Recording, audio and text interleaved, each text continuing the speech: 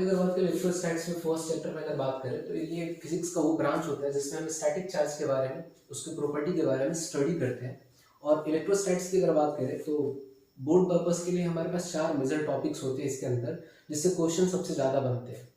First यहाँ पे अगर बात करें तो इलेक्ट्रिक फील्ड है, सेकंड हमारे पास इलेक्ट्रिक डाइपोल है, थर्ड की अगर बात करें गॉस थ्योरम से होता है, और फोर्थ हमारे पास टॉपिक होता है इलेक्ट्रिक पोटेंशियल, जिससे अच्छा खासा क्वेश्चन पूछा जाता है।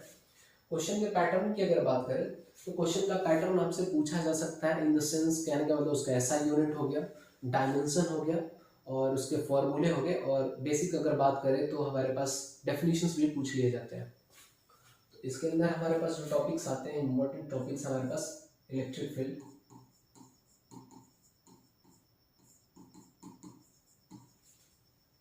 सेकेंड है हमारे पास electric dipole,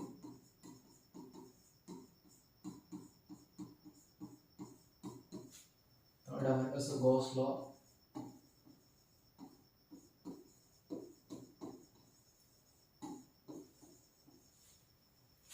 fourth is electric potential.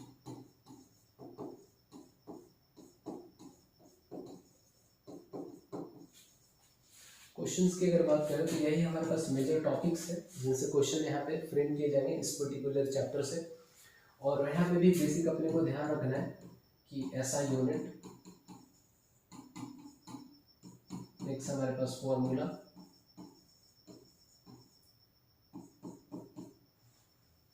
और बोलते हैं इजी न्यूमेरिकल्स,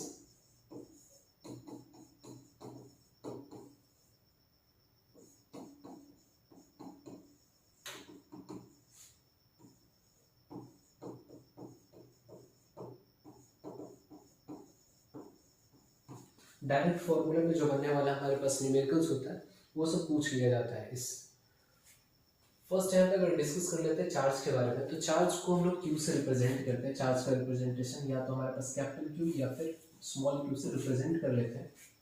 चार्ज की अगर बात करें तो चार्ज हमारे पास मैटर का प्रॉपर्टी होता है, जिसके कारण क्या होता है, मैटर के जो पार्टिकल्स होते हैं या तो अट्रैक्टिव या फिर रिपल्सिव फोर्स होते हैं एक्सपीरियंस करते हैं।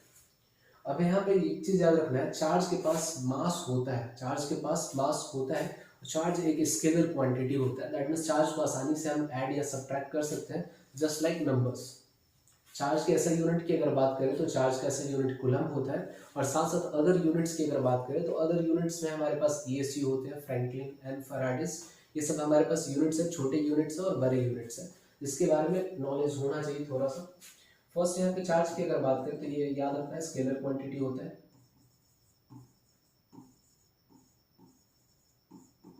Scalar quantity.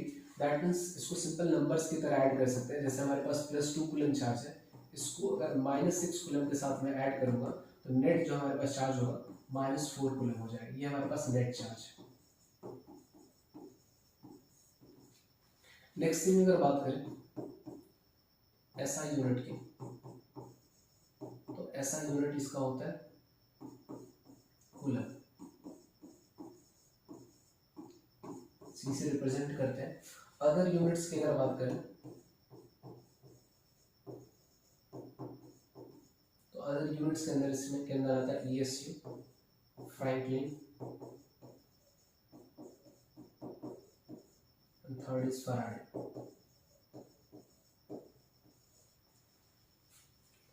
ये सब हमारे पास क्या है, बेसिक यूनिट्स होते हैं चार्ज के, जिनका नाम बस याद रखना है, इससे ज्यादा क्वेश्चंस पूछे नहीं जाएंगे। जैसे फैराडे हमारे पास इंपॉर्टेंट है बस।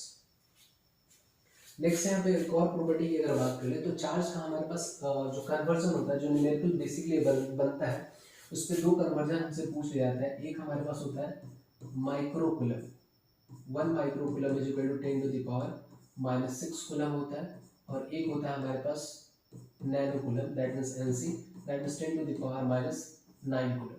ये कन्वर्जन का जो क्वेश्चन होता है उसमें पूछ लिया जाता है। ये डेटा इस तरीके से ही दिया जाता है, चार्ज हमारा छोटा होता है।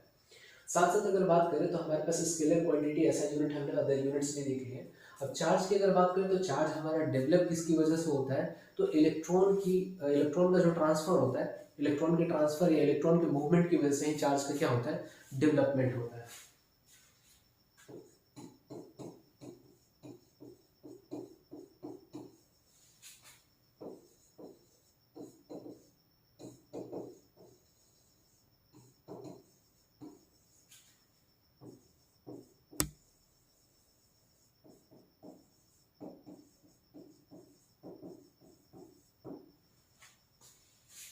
जब तक इलेक्ट्रॉन का ट्रांसफर अगर नहीं होता है, मूवमेंट अगर नहीं हुआ, तब तक चार्ज का कोई कॉन्सेप्ट हमारे पास नहीं आता। इस चीज़ का खास ध्यान रखेंगे।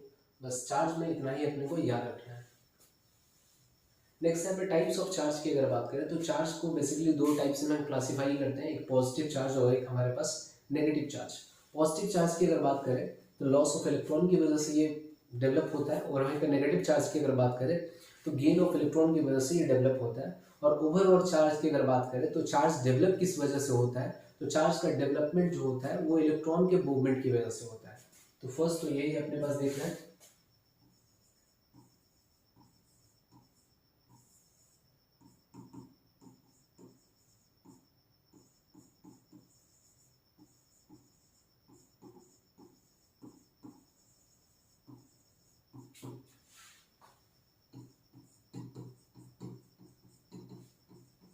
इलेक्ट्रॉन की मूवमेंट की वजह से हमारे पास चार्ज क्रिएट होता है, और चार्ज को बेसिकली दो पार्ट में क्लासिफाई करते हैं। एक हमारे पास पॉजिटिव चार्ज होता है और सेकेंड हमारे पास नेगेटिव चार्ज। पॉजिटिव चार्ज की अगर बात करें तो लॉस ऑफ इलेक्ट्रॉन की वजह से डेवलप होता है। वहीं पे नेगेटिव चार्ज की अगर बात करें due to gain of electron, gain of electron की वजह से क्या होता है, ये डेवलप होता है। पॉजिटिव चार्ज के कॉन्सेप्ट की अगर बात करते हैं तो यहाँ पे आता है हमारे पास प्रोटॉन, और वहीं नेगेटिव चार्ज के कॉन्सेप्ट में आता है हमारे पास इलेक्ट्रॉन। प्रोटॉन की अगर बात करें तो ऑलरेडी हम लोग देख रहे हैं कि ये प्रोटॉन जो होता है पॉजिटिवली चार्ज होता है, और इलेक्ट्रॉन की अगर बात करें तो नेगेटिवली चार्ज होता है। बट यहाँ पे एक चीज़ का खास ध्यान रखना है कि प्रोटॉन जो होता है वो नॉन मोबाइल चार्ज होता है, क्योंकि न्यूक्लियस के अंदर होता है, और चार्ज का movement that means it not mean कि एटम का भी मूवमेंट होगा। चार्ज दैट मीन्स इलेक्ट्रॉन की मूवमेंट की वजह से क्या होता है, डेवलप होता है। तो इलेक्ट्रॉन मोबाइल होता है, वहीं पे प्रोटॉन की अगर बात करें तो प्रोटॉन हमारे पास नॉन मोबाइल चार्ज होता है, ये मूव नहीं करता है। तो फर्स्ट में ये अपने को याद रखना है, नॉन मोबाइल। वहीं पे इलेक्ट्रॉन की अगर बात करें तो ये मोबाइल होता है। सेकेंड अगर बात कर ले मास के टर्म में अगर बात करें, मास ऑफ प्रोटॉन जो होता है हमारे पास 1.67 × 10⁻27 kg होता है। वहीं पे अगर मास ऑफ इलेक्ट्रॉन की अगर बात कर ले तो हमारे पास होता है 9.1 10⁻31 kg।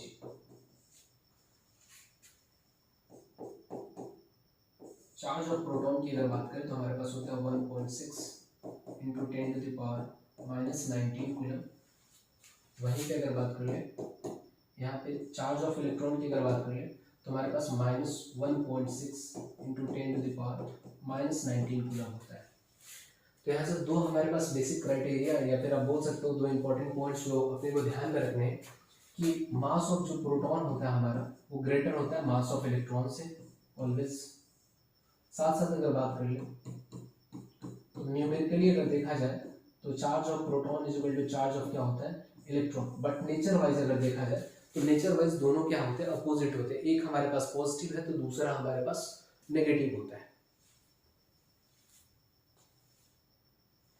प्रॉपर्टीज ऑफ चार्ज की अगर बात करें तो प्रॉपर्टीज ऑफ चार्ज अगर प्रेजेंट अगर होता है तो क्या क्या प्रॉपर्टी वो शो कर पाता है, क्या क्या कैरेक्टरिस्टिक देखने को मिलता है, उसी के बारे में हम डिस्कस करेंगे। सबसे फर्स्ट प्रॉपर्टी की अगर बात करें तो चार्ज हमेशा कैसा होता है, मास के साथ एसोसिएट होता है। अगर मास अगर है दैट मीन्स उसके पास चार्ज होगा ही होगा, अगर चार्ज अगर नहीं है इसका मतलब मास नहीं होगा, ऐसा भी नहीं है। ठीक है, चार्ज हमेशा एसोसिएट करेगा मास के साथ।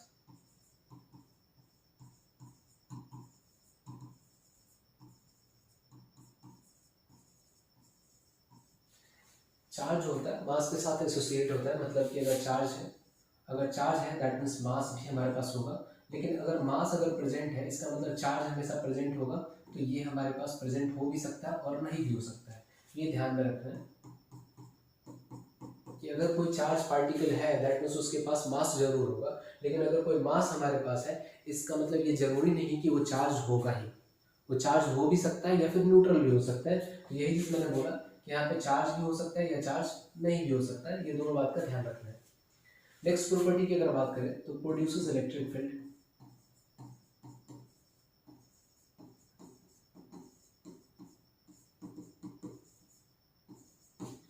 चार्ज पार्टिकल जो होते हैं इलेक्ट्रिक फील्ड प्रोड्यूस करते हैं। इलेक्ट्रिक फील्ड कहने का सिंपल सा मतलब होता है कि एक 3 डायमेंशनल एरिया है ना, चार्ज पार्टिकल अगर सपोज कर लेते हैं ये मार्कर, अगर हमारे पास ये चार्ज पार्टिकल है तो ये अपने चारों तरफ क्या करेगा, एक 3 डायमेंशनल एरिया, इमेजिनरी एरिया क्या करेगा, क्रिएट कर लेगा। अगर इस इमेजिनरी एरिया में क्या होगा, अगर कोई दूसरा चार्ज पार्टिकल अगर इंटर करने की कोशिश करेगा तो या तो इस चार्ज पार्टिकल पे अट्रैक्टिव फोर्स लगेगा या फिर रिपल्सिव फोर्स लगेगा, वो डिपेंड करता है दोनों के नेचर पे। अगर सपोज कर लेते हैं ये ब्लैक वाला मार्कर अगर हमारे पास पॉजिटिव चार्ज है और ये भी हमारे पास पॉजिटिव चार्ज है, दोनों अगर सेम नेचर का है, दैट मीन्स इनके बीच में रिपल्सन होगा। जैसे ही इलेक्ट्रिक फील्ड के अंदर ये आएगा, इस पर रिपल्सिव फोर्स लगेगा, ये दूर भागेगा। लेकिन अगर दोनों अगर अपोजिट नेचर का हो, दैट मीन्स ये पॉजिटिव और ये वाला हमारे पास नेगेटिव, और नेगेटिव वाला इंटर करेगा इलेक्ट्रिक फील्ड में, तो इन दोनों के बीच में अट्रैक्शन होगा। तो इस बात का क्या खास ध्यान रखेंगे कि इलेक्ट्रिक फील्ड हमारे पास क्या होता है, इमेजिनरी होता है, एक 3 डायमेंशनल एरिया होता है। इलेक्ट्रिक चार्ज के चारों तरफ क्या होता है, एक बन जाता है, इमेजिनरी एरिया क्रिएट होता है, उसी को इलेक्ट्रिक फील्ड बोलते हैं। थर्ड पॉइंट की अगर बात करें, like charges repel each other.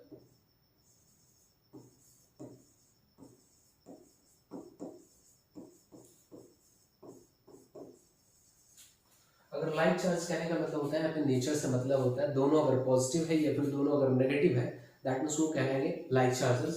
तो अगर हमारे पास लाइक चार्जेस अगर होंगे तो उनके बीच में हमेशा रिपल्सिव फोर्स लगेगा, या तो दोनों चार्ज हमारे पास नेगेटिव या दोनों अगर हमारे पास अगर पॉजिटिव हो जाते हैं तो इनके बीच में लगने वाला फोर्स कैसा होगा, रिपल्सिव फोर्स होगा।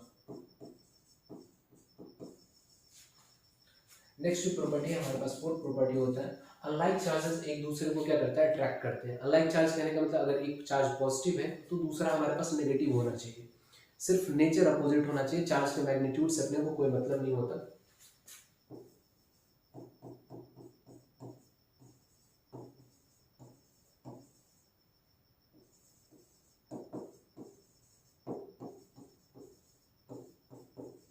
अनलाइक चार्जेस एक दूसरे को अट्रैक्ट करते हैं, दैट मीन्स अगर एक हमारे पास पॉजिटिव चार्ज है और सेकंड दूसरा हमारे पास नेगेटिव है, तो इस केस में हमारे पास क्या होता है, इनके बीच में अट्रैक्शन होता है, इनके बीच में अट्रैक्शन होता है। नेक्स्ट है फिफ्थ प्रॉपर्टी की अगर बात करें तो चार्ज हमेशा क्या होता है, इनवेरिएंट होता है, इनवेरिएंट इन नेचर। इनवेरिएंट कहने का मतलब क्या होता है, चार्ज जैसे मास की अगर बात करें तो मास हमारा क्या होता है, बदल जाता है। स्पीड अगर बहुत ज़्यादा हाई होता है तो मास का वैल्यू जो होता है बढ़ जाता है। वैसा अगर बात कर ले चार्ज की, तो चार्ज एक प्रॉपर्टी है, इसके पास मास वगैरह की अगर बात करें तो मास नहीं होता चार्ज के पास, चार्ज एक प्रॉपर्टी है। मास तो मैटर जो भी हमारे पास मटेरियल होता है, कंटेंट के पास होता है, तो ये तो प्रॉपर्टी है, ये इनवेरिएंट नेचर का इसलिए होता है, इसको कितने स्पीड से हम फेंक ले या कहीं पे भी लेकर के चले जाएंगे, चार्ज प्रॉपर्टी अपना नहीं बदलने वाला। अगर ये 10 कूलम चार्ज अगर है तो हर एक जगह पे ये 10 कूलम चार्ज होगा। लेकिन मास की अगर बात करें तो मास हमेशा देखोगे तो मास का फॉर्मूला हमारे पास कुछ इस तरीके से दिया जाता है कि मास को अगर बहुत हाई स्पीड से फेंकेंगे तो मास का वैल्यू हमारे पास चेंज हो जाता है। इस फॉर्मूले को अगर सॉल्व करते हैं तो हमारे पास इस तरीके का फॉर्मूला आता है, और यहाँ से देखेंगे तो एम डैश, ये हमारा मान लेते हैं ओरिजिनल मास है, तो एम डैश जो होता है हमारे पास ओरिजिनल मास से क्या होता है, ज़्यादा बड़ा होता है। लेकिन ये वाला हमारे पास मास के केस में होता है, चार्ज के केस में ऐसा नहीं होता है। इसीलिए बोला जाता है चार्ज हमेशा कैसा होता है, इनवेरिएंट नेचर का होता है, कभी भी ये बदलेगा नहीं। चाहे हम किसी भी प्लेनेट पे चले जाए या कितने भी स्पीड से चार्ज को अगर फेंक दिया जाए, चार्ज का जो मैग्नीट्यूड है वो कभी बदलेगा नहीं, ना ही नेचर इसका बदलेगा।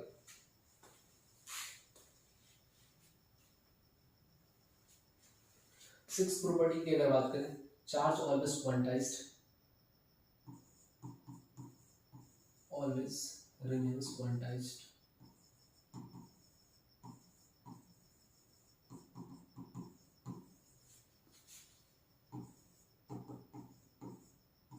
ये काफी इंपॉर्टेंट प्रॉपर्टी है। चार्ज हमेशा क्या होता है, क्वांटाइज्ड रहता है। दैट मीन्स जब भी हम मटेरियल से एक मटेरियल से दूसरे मटेरियल पे चार्ज का अगर ट्रांसफर करते हैं तो चार्ज जो होता है इंटीग्रल, इलेक्ट्रॉन के इंटीग्रल मल्टीपल में क्या होता है, एक बॉडी से दूसरे बॉडी पे जाता है। ऐसा कहने का मतलब ये होता है कि अगर हमारे पास इलेक्ट्रॉन जो होता है सबसे स्मॉलेस्ट एलिमेंट्री ट्रांसफरेबल यूनिट होता है चार्ज का, उससे छोटा चार्ज हम ट्रांसफर नहीं कर सकते। सिंपल सा कहने का ये मतलब है। अगर कोई बोलता है कि हमारे पास इनमें से अगर क्वेश्चन अगर दे दिया जाए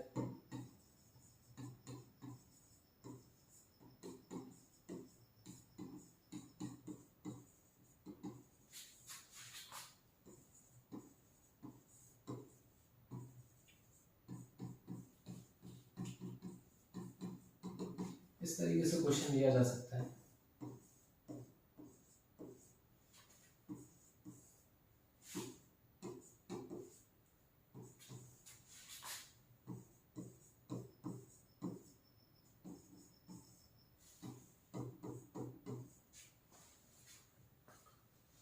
इसमें से कौन सा चार्ज हमारे पास पॉसिबल है?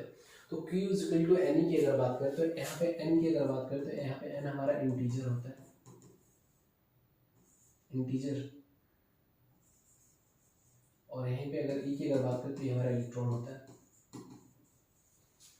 अब यहाँ पे अगर बात करें कौन सा चार्ज इनमें से पॉसिबल है, तो यहाँ पे अगर बात करें 2.3 is not an integer, that means ये हमारा चार्ज कभी भी पॉसिबल नहीं होता है। इसका कहने का मतलब 2.3 इलेक्ट्रॉन ट्रांसफर करना पॉसिबल ही नहीं है। एक तो एटम को डिवाइड करना पॉसिबल नहीं है, तो इलेक्ट्रॉन तो उससे भी छोटा है, तो इलेक्ट्रॉन को कैसे हम तोड़ सकते हैं? इसीलिए बोला जाता है इलेक्ट्रॉन तो एक तो छोटा होता है और साथ साथ एलिमेंट्री चार्ज पार्टिकल है, तो ये सबसे छोटा होने की वजह से ट्रांसफर हो सकता है। इससे छोटा जो चार्ज पार्टिकल होता है वो एग्जिस्ट नहीं करता फ्रीली, या फिर हम ट्रांसफर नहीं कर सकते उसको फ्रीली। तो इलेक्ट्रॉन जो है सबसे स्मॉलेस्ट ट्रांसफरेबल यूनिट होता है चार्ज का। तो यहाँ पे 2.3 इलेक्ट्रॉन जो होगा ये पॉसिबल नहीं है, क्योंकि ये इंटीजर नहीं है। 27 की अगर बात करें इंटीजर है, दैट मीन्स ये चार्ज जो है पॉसिबल है। यहाँ पे 24/4 है, यहाँ पे फ्रैक्शन के फॉर्म में तो लिखा हुआ है, बट इसको एग्जैक्टली अगर देखा जाए तो ये कट करके कितना आ रहा है 6 इलेक्ट्रॉन, दैट मीन्स ये भी चार्ज हमेशा पॉसिबल है। 2/7 की अगर बात करें तो ये पॉसिबल नहीं है, क्योंकि ये इंटीजर के फॉर्म में नहीं है। नेक्स्ट प्रॉपर्टी की अगर बात करें, सेवंथ प्रॉपर्टी हमारे पास होता है फॉर आइसोलेटेड सिस्टम।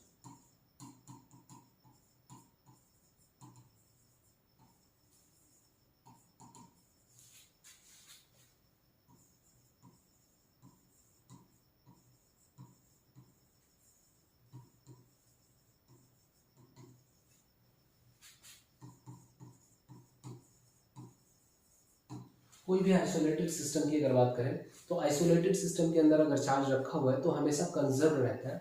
सबसे पहले समझते हैं आइसोलेटेड सिस्टम क्या होता है।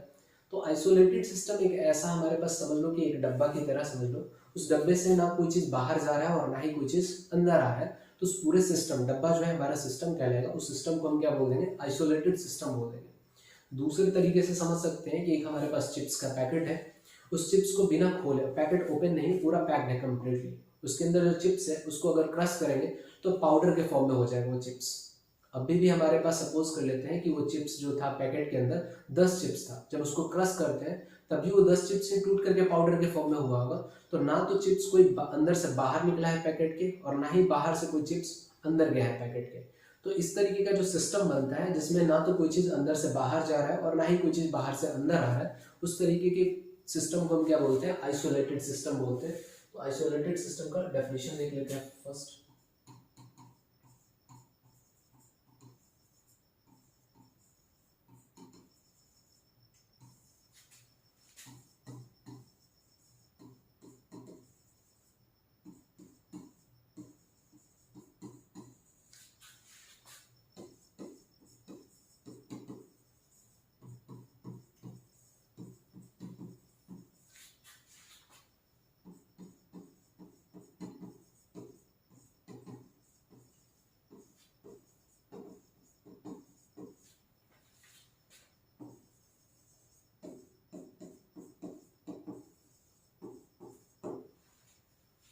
आइसोलेटेड सिस्टम वैसा सिस्टम होता है जिससे ना तो कोई चीज अंदर से बाहर जाता है और ना ही कोई चीज बाहर से अंदर आता है, इसलिए हमने वाइस वर्सा लिखा है। यहाँ पे ये बोला जाता है कोई भी अगर आइसोलेटेड सिस्टम है तो जो भी हमारे पास इनिशियल चार्ज होता है वही हमारे पास किसके बराबर हो जाता है? फाइनल चार्ज के बराबर हो जाता है, ये हमारे पास बोला जाता है। सिंपली अगर दूसरे फॉर्म में अगर बोला जाए इसको, तो कोई भी अगर बात करें तो चार्ज हमेशा कंजर्व रहता है, चार्ज का neither be created nor be destroyed, ये इसका सिंपल स्टेटमेंट है। इस पे क्वेश्चन किस तरीके से पूछा जा सकता है उसको देखते हैं।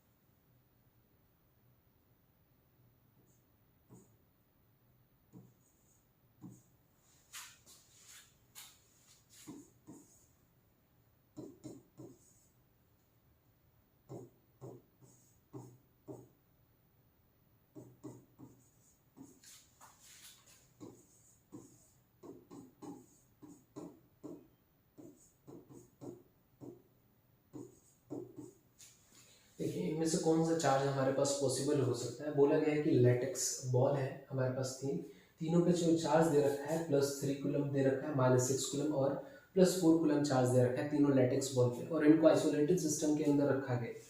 जैसे ही बोल दिया गया क्वेश्चन के आइसोलेटेड सिस्टम है, दैट मीन्स जो भी हमारे पास इनिशियल चार्ज होना चाहिए वही हमारे पास फाइनल चार्ज के बराबर होना चाहिए। तो इनमें से कौन सा ऑप्शन सही है?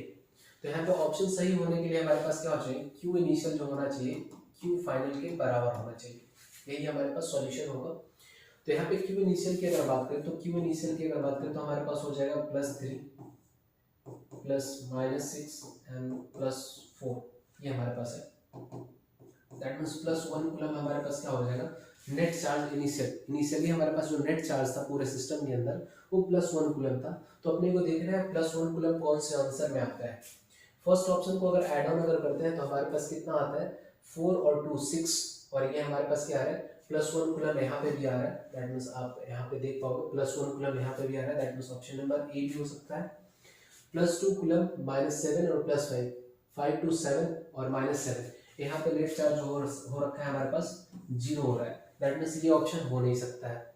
सी नंबर की अगर बात करें तो 5 to 7 और यहाँ पे -6 है। दैट मीन्स यहाँ पे भी हमारे पास +1 कूलम हो सकता है। दैट मीन्स ए और सी दोनों ही ऑप्शन हमारे पास हो सकते हैं। मैं रैंडम यहाँ पे डेटा रख रहा हूँ तो दोनों मैच कर गया है। दोनों पे आप देखोगे दोनों सबको ऐड कर रहे हैं तो यहाँ पे भी हमारे पास नेट चार्ज +1 कूलम आ रहा है, यहाँ पे भी ऐड करने पे +1 कूलम चार्ज आ रहा है। मतलब यहाँ पे ऑप्शन नंबर ए भी हो सकता है और सी भी हो सकता है। ऑप्शन नंबर डी की अगर बात करें तो ऑप्शन नंबर डी में +8 है हमारे पास और -8 है हमारे पास। मतलब यहाँ पे भी हमारे पास नेट चार्ज 0 आ रहा है। That means initial charge final के बराबर इन दो बी और सी में, बी और डी में नहीं आ रहा है। दैट मीन्स बी और डी नहीं होने वाला। लेकिन ए और सी की अगर बात करें इनिशियल चार्ज फाइनल के बराबर है। दैट मीन्स ये ऑप्शन दोनों हो सकता है हमारे पास आंसर। तो कुछ इसी तरीके का क्वेश्चन जो होता है हमारे पास ये आइसोलेटेड सिस्टम पे फ्रेम किया जाता है। आगे बढ़ते हैं। इंसुलेटर एंड कंडक्टर्स की अगर बात करें तो कंडक्टर्स हमारे पास जनरली कैसे होते हैं? मेटालिक होते हैं, और कुछ एक्सेप्शंस भी है नॉन मेटालिक हमारे पास होते हैं जो कंडक्टर की तरह बिहेव करते हैं। कंडक्टर वही होते हैं, कंडक्टर की अगर बात करें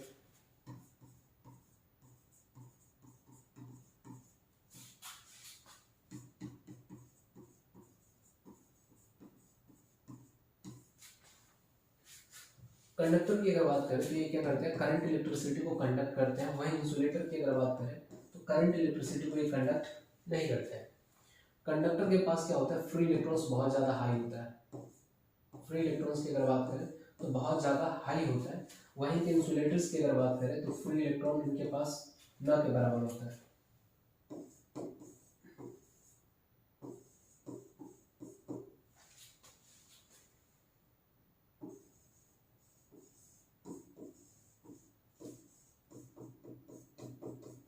न के बराबर होता है, वेरी लेस और लिटिल आप बोल सकते हो, न के बराबर, जिस कारण से गुड कंडक्टर ऑफ इलेक्ट्रिसिटी नहीं होता है। इंसुलेटर की अगर बात करें तो इसको दूसरे फॉर्म में डाइलेक्ट्रिक के नाम से भी जानते हैं। डाइलेक्ट्रिक के नाम से भी इसको जानते हैं। तो इतना ही पॉइंट अपने को अभी तत्काल के लिए याद रखना है। कंडक्टर्स क्या होते हैं? गुड कंडक्टर, मतलब इलेक्ट्रिसिटी को अपने थ्रू पास करने देते हैं। इनके पास फ्री इलेक्ट्रॉन्स काफी ज्यादा होते हैं। वह इंसुलेटर की अगर बात करें करंट को पास नहीं करने देते। इनके पास फ्री इलेक्ट्रॉन्स का जो नंबर्स होता है काफी ज्यादा कम होता है, न के बराबर होता है। और इसको दूसरे अगर टर्म में अगर बोले तो डाइलेक्ट्रिक के फॉर्म में जानते हैं।